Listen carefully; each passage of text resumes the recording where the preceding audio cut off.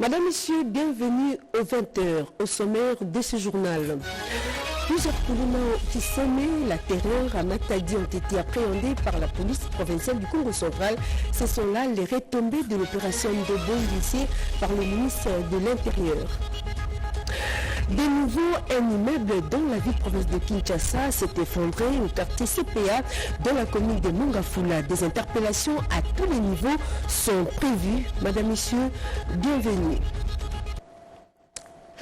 Une semaine après le sommet extraordinaire de l'organe de la Troïka de la SADC, le chef d'État et de gouvernement de la communauté de développement de l'Afrique australe se sont réunis en virtuel ce jeudi 13 mars 2025.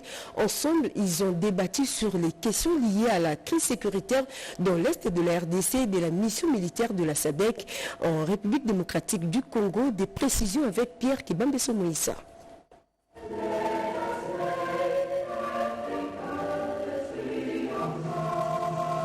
La situation sécuritaire dans la partie orientale de la République démocratique du Congo était au centre du sommet extraordinaire en virtuel des chefs d'État et des gouvernements de la communauté de développement de l'Afrique australe ce jeudi 13 mars 2025. À partir de son cabinet de travail à la Cité de l'Union africaine, le président de la République Félix-Antoine Tshisekedi Tshilombo a pris part par visioconférence à ce sommet avec tous ses pairs, chefs d'État de la communauté de développement de l'Afrique australe.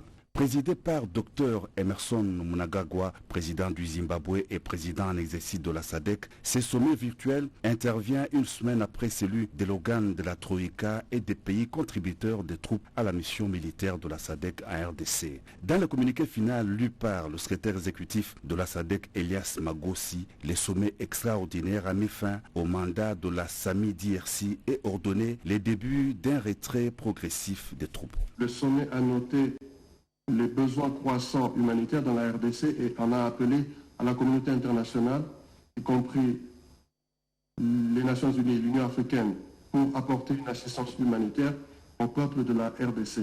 Le sommet a mis fin au mandat de la SAMI-RDC et a décidé le début d'un retrait progressif des troupes de la SAMI-RDC de la République démocratique du Congo.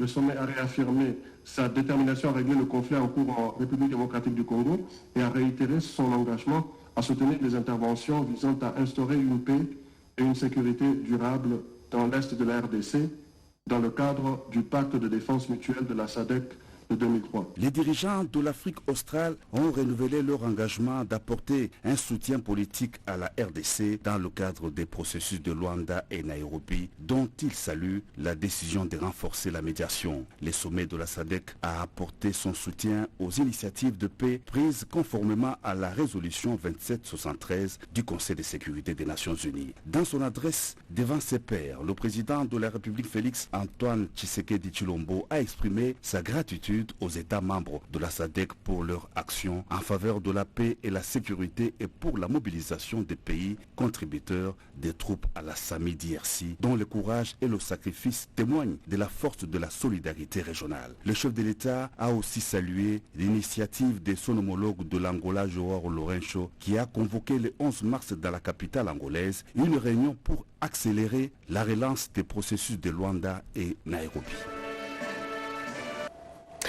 Un joli coup de filet. Près de 114 dont 6 filles présumées Koulouna sont tombées dans les filets de la police provinciale du Congo central. Ces présumés bandits appréhendés grâce à l'opération Dobo ont été présentés au vice-premier ministre et ministre de l'Intérieur, Jacquemain Chabani, en séjour de travail dans les Congo central. Suivez. Au total, 114 présumés Koulouna, parmi lesquels 6 filles appréhendées par la police nationale congolaise dans 2 territoires et villes de la province du Congo central, à savoir Sekebanza, Songololo et dans les villes de Matadi et Boma. Ces délinquants ont été présentés au vice-premier ministre, ministre de l'Intérieur et Sécurité, maître Jacquemain Chabani, au cours de la cérémonie de lancement officiel de l'opération Dobo dans cette partie du pays.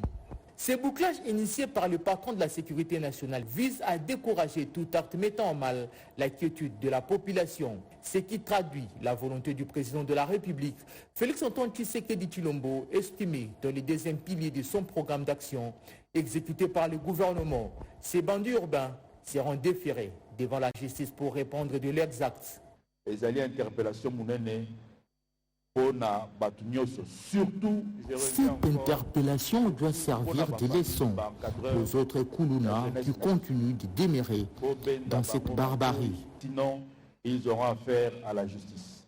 Nous avons des difficultés, il y a des coupeurs de route. Et aux coupeurs de route d'en tirer les conséquences. Il faut absolument aussi Lissa Yango. Après Congo central, cette opération va se poursuivre dans différentes villes et provinces de la RDC et sera appuyée par la mise en place des comités provinciaux et locaux de sécurité pour la gestion et la gouvernance sécuritaire à partir de la base. Les membres d'honneur du parti politique UDPS ont remis leur assistance pour les soutiens à l'effort de guerre, une assistance composée d'une gamme de produits pharmaceutiques pour les forces armées de la République démocratique du Congo, geste de générosité salué par le ministre de la Défense qui l'a réceptionné. Suivez. La situation sécuritaire dramatique que traverse la RDC dans sa partie Est préoccupe les membres d'honneur de l'Union pour la démocratie et le progrès social, UDPS. Ces sages du parti présidentiel, fidèles au chef de l'État Félix-Antoine Tshisekedi, n'ont pas lésiné sur le moyen pour soutenir le FARDC et très engagés au front pour chasser l'armée rwandaise hors des frontières nationales. Ils ont apporté au vice-premier ministre de la Défense nationale des cartons de bidons d'alcool dénaturés et iodés, des bandes élastiques, des boîtes de petites chirurgies, des compresses, des gants chirurgicaux, des lames de bistouri, des ouates, bref, plusieurs cartons de produits pharmaceutiques. Une manière pour ces membres d'honneur de l'UDPS de répondre significativement à l'appel lancé par le gouvernement central pour soutenir l'effort de guerre. Nous avons apporté tout ce qui est lié aux blessures de guerre et tout pour aider les nôtres qui sont en fuite. Ils luttent pour nous, ils se sacrifient et donnent leur vie pour nous. Nous sommes venus de consoler, Congolais et les Maliens. Nous devons tous nous mettre. Ce qui se joue maintenant, c'est notre avenir, c'est l'avenir de nos enfants. Le vice-premier ministre de la Défense nationale, très ému, a apprécié à sa juste valeur ces gestes patriotiques posés par les membres d'honneur de l'UDPS. Kabombo Mwadianvita les a remerciés et encouragés à continuer à soutenir les forces armées de la République démocratique du Congo, gardiennes de l'intégrité territoriale. Au total, 5 officiers généraux ont été déférés devant la justice. Ils sont devant la barre pour fuite devant l'ennemi. L'ouverture de ces procès a eu lieu ce jeudi à la haute cour militaire pour que chacun d'eux réponde de ses actes devant la nation, nous rapporte Ebi Tchala.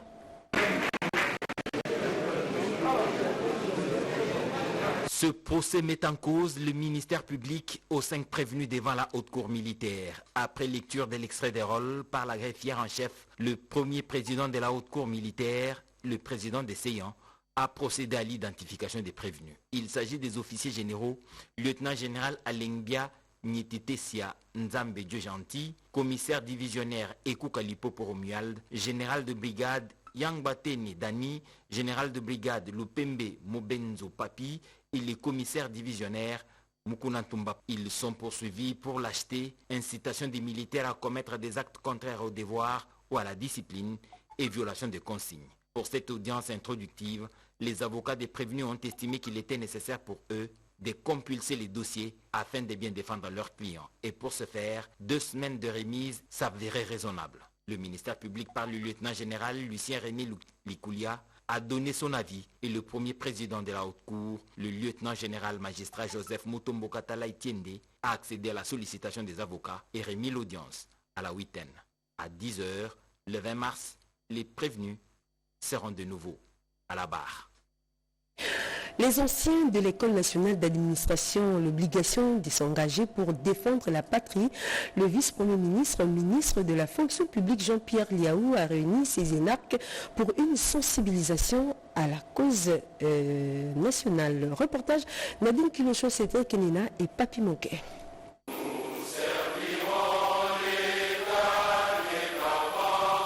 Les les anciens élèves de l'École nationale d'administration ont été rappelés à l'ordre patriotique par le vice-premier ministre, ministre en charge de la fonction publique Jean-Pierre Liaou. À l'occasion, les responsables des ressources humaines de l'État a sensibilisé les énarques sur la nécessité urgente d'entreprendre des actions en contribution à la lutte contre la guerre d'agression dont fait face la RDC dans la partie Est. Ce n'est pas une guerre qui est faite contre le gouvernement actuel, c'est une guerre qui est faite contre la RDC. Quel que soit le président qui peut être là, on va continuer à mener cette guerre contre le Congo. C'est les Congolais eux-mêmes ne prennent pas conscience de la chose. Utiliser toutes les armes possibles sur le plan d'information. Et ces armes sont connues. Facebook est une arme. X, TikTok, Instagram.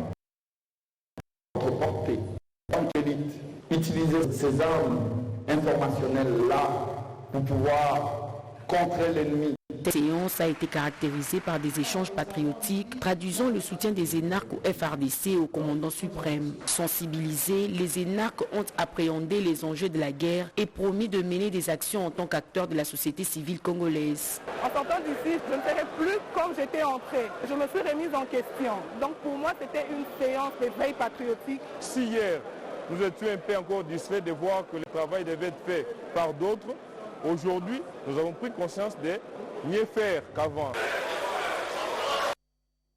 La ministre de l'Enseignement supérieur et universitaire a entamé auprès de la communauté universitaire une double cérémonie, campagne pour une riposte scientifique à la guerre d'agression rwandaise dans l'Est de la République démocratique du Congo et celle de la recrutement volontaire des étudiants pour la formation militaire. Commentaire Alain Bikaye. Dans une quête de la cohésion nationale et mobilisation générale contre l'invasion rwandaise sur les sols congolais, la ministre de l'Enseignement supérieur et universitaire SU, Marie-Thérèse Sombo, a mis les caps vers la province de la Tchopo. C'est dans les territoires d'Issangui, son fief naturel, que la professeure Marie-Thérèse Sombo a lancé les fronts scientifiques et la mobilisation générale. Ici, la patronne de l'ESU a réitéré le message du chef de l'État Félix-Antoine Tshisekedi Tshilombo sur la cohabitation pacifique pour ne pas tomber dans les pièges de l'ennemi. Direction Kisangani, par voie fluviale, dans une embarcation de fortune où l'attendait la communauté scientifique de cette province. Marie-Thérèse Sombo Mukuna a invité l'assistance au soutien d'effectifs au commandant suprême des FARDC, Félix-Antoine Tshisekedi Tshilombo, et aux vaillants militaires engagés au front et à l'unité nationale. C'est dans cette optique que la ministre de l'ESU a lancé la campagne de recrutement des étudiants à la formation paramilitaire pour la défense de la patrie. Vive nos étudiants paramilitaires! Donc il faudrait sensibiliser nos populations à connaître les causes profondes de cette guerre. Parce que nos voisins nous ont apporté les mensonges. Parfois, ils montrent qu'entre nous, nous ne nous attendons pas. Et ils nous montrent les uns contre les autres. Si nous ne comprenons pas, nous risquons de continuer à nous entretuer. Entre-temps, eux pillent nos richesses. De ces faits, elle a beaucoup insisté sur l'organisation des conférences et des campagnes de sensibilisation pour une mobilisation générale contre les Rwandais et ses supplétifs du M23. La police nationale congolaise basée à Lubero, Butembo et Beni Territoire a bénéficié d'un don des 6 Jeep Nissan. Ce don de la MONUSCO a été remis ce mercredi 12 mars 2025 en présence du gouverneur militaire du Nord Kivu, Evariste Somoka Koulé. Ces véhicules vont renforcer la mobilité des commissariats de Lubero, Butembo et de Beni Territoire. Le chef des sous-bureaux MONUSCO, Beni Abdourahman Nganda, explique que ces engins roulants contribueront à la sécurisation des entités précitées. C'est une promesse que nous avons faite à la population pour contribuer à la sécurisation urbaine des 3 entités citées que la MONUSCO a décidé de faire ce don. On ne va pas s'arrêter à ce niveau, on en a fait déjà, mais on va continuer. Après la remise des clés des contacts responsables des entités destinataires, le gouverneur de province, le général-major Evariste Somo, a salué le partenariat MONUSCO-État congolais. Il a promis de veiller à leur utilisation rationnelle et à leur entretien. La population de Beni, Butembo, Wicha, Lubero a besoin de sécurité renforcée. Et la mobilité fait partie de ces facteurs qui sont nécessaires à la sécurisation de la population. nous vous promettons que nous veillerons à ce que ces véhicules restent en l'état où vous venez de les donner et qu'ils ne manquent pas des moyens nécessaires à leur entretien ainsi qu'au carburant pour qu'ils fonctionnent. Et rappelons que la MONUSCO avait remis d'autres véhicules à la police nationale congolaise, commissariat de Béniville. La sécurité rime avec l'autorité de l'État rétablie à Louvira, où les comités internationaux de la Croix-Rouge viennent de faire un don en carburant pour la Régie des eaux et l'hôpital général d'Ouvira. Commentaire et Kinzuziloya. L'autorité de l'État plus que rétablie à Ouvira, grâce au patriotisme et leadership du représentant actuel du chef de l'État dans ce territoire du Sud Kivu, le maire adjoint Kifara Kapenda Kiki, soutenu sur le plan sécuritaire et de défense par les patriotes Ouazalendo et les forces loyalistes. Ce beau climat vient de motiver le bureau local du comité international de la Croix-Rouge CICR Ouvira à intervenir avec un premier lot humanitaire. Il s'agit de 6 000 litres de gazole pour renforcer le générateur de la régie des eaux Ouvira, appelé aujourd'hui à desservir la population en eau potable de manière permanente après des sérieuses perturbations liées à la guerre, avec les maladies d'origine hydrique auxquelles la population d'Ouvira fait face par manque d'eau. 6 tonnes de sulfate pour les traitements d'eau ont été également remises. Nous tenons à saluer le partenariat entre la République démocratique du Congo et le CICR qui est indispensable. Voilà pourquoi j'ai tenu moi-même pour le remercier et l'encourager à continuer à nous assister. Nous sommes là pour matérialiser une composante de notre réponse humanitaire par rapport à la situation qui prévaut pour faciliter, soulager, mais aussi améliorer la prise en charge des blessés par arme à feu, mais aussi des malades qui sont transférés à l'hôpital général de référence d'Ouvira. L'hôpital général d'Ouvira n'est pas en reste avec ses 4000 litres de gazoil pour éclairer ses différents pavillons et blocs. Une délégation d'humoristes africains a été reçue par le ministre de la Communication et des Médias et porte-parole du gouvernement Patrick Mouyaya. De sujets liés à la paix et à la solidarité entre Africains ont nourri leurs échanges. Commentaire Gaëtan Magalano. Ces humoristes africains ont apprécié la profondeur de leur échange avec le ministre de la Communication et des Médias sur la paix et la solidarité entre Africains. S'agissant de la place de l'humour pour le retour de la paix, dans la partie orientale de la RDC, Maman reste optimiste et souligne que l'art, singulièrement l'humour, peut être considéré comme un moyen de réconciliation pour deux peuples en conflit. Je suis venu pour marquer mon attachement au Congo, en RDC, où depuis 2012, je venais très fréquemment. Donc c'est un retour dans la joie ici, et quand on sait la situation que traverse la RDC, c'est une marque de solidarité envers tous les Congolais. Conscient d'avoir une forte popularité dans la zone actuellement occupée par l'armée rwandaise et ses supplétifs du M23, Herman Amissi profite de l'occasion pour adresser un message à tous ces fanatiques traumatisés. On ne les oublie pas, nous sommes des cœurs avec eux, et notre seul souhait, ou encore le souhait le plus ardent, c'est qu'ils puissent mourir de rire, MDR, que mourir de guerre. Aussi choqué par la situation qui traverse son pays, la RDC, depuis plus de 30 ans, l'humoriste Banji Katra a lancé un message de compassion à tous ses compatriotes dominés de force par l'armée rwandaise et ses supplétifs du M23. Tous ensemble, tous et l'homo, tous se soutenir, on va finir par vaincre. Après Mbandaka, le ministre du portefeuille s'est rendu à Makanza et à Lukolela, où il a sensibilisé la population sur les enjeux de la guerre que nous impose le Rwanda. Il a ainsi invité les jeunes à s'enrôler dans les FRDC et la police. Le résumé avec Edi Chala. Nous n'allons pas abandonner à Kagame la terre que nos ancêtres nous ont léguée, mais en tout cas pas même un seul centimètre carré. C'est l'expression du ministre du portefeuille Jean-Lucien Boussatongba à Makanza dans l'Équateur, devant une foule surexcitée. Unanimement, les jeunes de cette partie de la République ont adhéré au discours de ce leader de l'espace Grand Équateur qui relaye fidèlement l'appel à la mobilisation lancé par le chef de l'État, Félix Antoine Tshisekedi, contre l'agression rwandaise. Que celui qui se sent très concerné du fait que nos frères à l'est du pays méritent notre entière participation pour les libérer, se manifeste.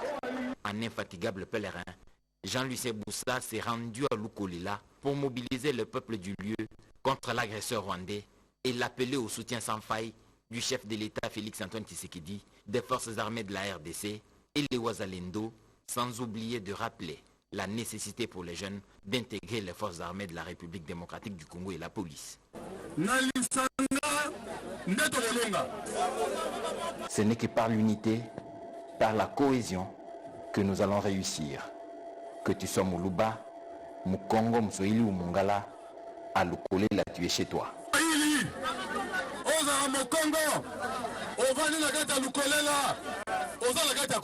Un véritable marathon de mobilisation qui a commencé samedi 8 mars en Bandaka. L'élite jeune est appelée à saisir les enjeux qui entourent la guerre d'agression. Les responsables des entités décentralisées et déconcentrées mobilisent sur les patriotismes.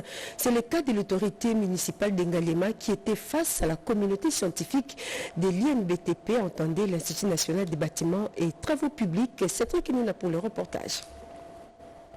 Instituts supérieurs et universités dans la commune d'Engalema sont appelés à adopter une attitude patriotique dans un contexte sécuritaire aussi difficile qui est le nôtre. C'est dans ces cadres que l'autorité municipale, Dieu merci Maïbazi Luanga, a réuni les autorités administratives de l'INBTP pour instaurer une étroite collaboration et anticiper chaque fois dans les actions une fois qu'une menace s'annonce. Le bourgmestre compte lui-même échanger avec les étudiants, leur inculquer le civisme et le patriotisme.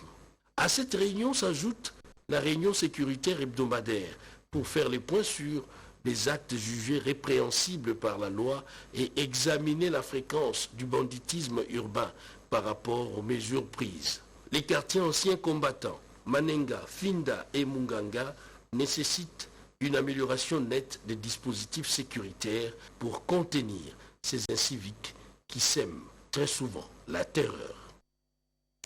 Dans le secteur de l'urbanisme et habitat, un drame devenu presque récurrent a été signalé dans la commune de Mungafula avec l'effondrement d'un immeuble de 8 niveaux en construction. Face à cette situation, le ministre en charge de la politique de la ville, Didier Tengetelito, a promis des interpellations à tous les niveaux, nous rapporte Lucette Ntsakala. L'effondrement d'une partie de cet immeuble de 8 niveaux a causé d'importants dégâts matériels. Au moment du drame, le ministre en charge de la politique des villes était en dehors du pays en mission officielle. Tengetelito a effectué ses déplacements juste après son retour au pays. Il est d'autre devoir de circuler un peu, de constater, de voir comment ce que vit la population par rapport même, comme vous avez pu constater ici, moindre espace qui est donné. Ici, nous sommes tombés sur un immeuble qui était construit sur pratiquement 8 niveaux, alors que la loi est très claire qu'à partir de 4 niveaux, il faut avoir un ascenseur, ce qui n'était pas le cas. Et on constate qu'il y avait des barres de fer qui étaient des barres de 6, alors que normalement il faut au minimum des barres de 8. Vous savez que la nature, lorsqu'on ne respecte pas, les conséquences s'en suivent. Il y a un effondrement à partir de la base jusqu'au niveau du sommet. Et ça a entraîné les conséquences que nous connaissons. On va mettre fin à ce système de mafieux qui mettent en danger la vie de la population. On ne respecte pas les normes. Nous n'allons pas laisser passer de telles choses. Ces chantiers du quartier CPA à Mongafula, comme bien des maisons en construction, n'auraient pas répondu aux standards urbanistiques. Des sanctions sont attendues à l'égard des auteurs de ces drames. Auparavant, le ministre Tengetelito s'est entretenu avec l'ambassadeur de Russie en poste à Kinshasa. Moscou est prêt à apporter son expertise de développement urbain en République démocratique du Congo. Un partenariat de jumelage des villes entre Kinshasa et Moscou est envisageable. En marge du sommet mondial sur le handicap qui va se tenir à Berlin du 2 au 3 avril, la ministre déléguée en charge des personnes vivant avec handicap et autres personnes vulnérables, Irène Essambou-Diata, a échangé avec les conseils politiques de l'ambassade de l'Allemagne en République démocratique du Congo sur les attentes de la RDC et des activités qu'elle va déployer pendant son séjour en Allemagne dans le cadre de l'inclusion des personnes vivant avec handicap. Ce reportage porte la signature de Chimène Dondo et Betty Amani. L'Allemagne se range aux côtés de la République démocratique du Congo dans les conflits armés qui l'opposent à l'agresseur rwandais et ses complices. C'est la substance de la déclaration de l'ambassadeur allemand en RDC après ses échanges avec la ministre de PVH. La RDC est notamment un partenaire important et aussi un pays qui, tristement, est affecté par la guerre, ce qui fait que le chiffre de personnes vivant avec handicap est en train d'augmenter. C'est pour cela qu'on aimerait bien que la RDC participe au sommet, mais aussi participe de manière active au sommet, c'est-à-dire de soutenir la déclaration, mais peut-être aussi avoir un stand pour un peu exposer la situation, un peu expliquer la situation des personnes vivant avec handicap en RDC. La visite de l'ambassadeur intervient en prélude au sommet mondial sur le handicapé qui intervient en début de mois d'avril en Allemagne. Une forte délégation congolaise est attendue dans la capitale allemande. Il sera question pour la RDC de faire entendre la voix du pays qui fait face à une guerre injuste. Des adhésions massives au sein de Lions Club ont été signalées à l'occasion du 44e anniversaire de Lions Club Kinshasa. Cette cérémonie a été marquée également par la présentation des œuvres philanthropiques accomplies au cours de l'année 2024. Reportage Simchimen Dondo. On ne peut aller loin dans la vie si l'on ne commence pas par faire quelque chose pour quelqu'un d'autre. Ces phrases illustrent le Lions Club, une organisation internationale dédiée à servir les communautés, à promouvoir la solidarité et à améliorer la qualité de vie de personnes dans le besoin. Leur mission principale est de lutter contre les défis sociaux tels que la pauvreté, la faim, la santé, l'accès à l'éducation et bien plus encore, en mobilisant le membre et les ressources pour faire une différence concrète. Le Lions Club Kinshasa Lipopo a totalisé 44 ans d'existence le 1er février 2025 et célébré le 8 mars 2025 au Pullman Hotel de Kinshasa. Nous sommes très heureux et satisfaits du fait que nous avons quand même accepté le challenge 1.5, la mission que nous nous sommes donnée depuis la Convention de Boston en 2023. D'atteindre en 2027 1 500 000 membres dans le monde. Aujourd'hui, en admettant ces nouveaux lions, nous avons justement accepté ce challenge-là, mission 1.5. Nous sommes très honorés et très fiers. Espérons que ce seront des bons lions qui pourront servir ensemble avec nous le plus démunis de notre communauté. Pour les 44 ans de cette année, le Lions Club a accueilli quelques nouveaux membres. Ensemble, nous agissons pour bâtir un monde plus juste, solidaire et empreint d'espoir. La lutte contre la drépanocytose connaît une avancée majeure grâce au projet Drépassi 1 qui a permis l'amélioration de la qualité de vie des personnes affectées. À sa clôture, le ministre de la Santé publique a procédé au lancement de la deuxième phase du dit projet. Suivi. La drépanocytose, maladie génétique la plus répandue au monde, demeure un problème majeur de santé publique en RDC. Selon les dernières statistiques du Programme national de lutte contre la drépanocytose, de 25 à 30% sont des hétérozygotes AS et de 2 à 3% des homozygotes SS, avec une mortalité de 50 à 75% des enfants de moins de 5 ans. 10% de femmes enceintes drépanocytaires. Ces chiffres ont été présentés lors de la clôture de l'atelier du projet Drépassi en RDC, financé par l'Agence française de développement AFD en sigle et soutenu techniquement par la Fondation Pierre Fabre Saru Asbel. Ce projet pilote a été déployé dans 3 zones de santé, Selimbaoud à Kinshasa, Diulu à Mbujimaï et Ibanda à Bukavu.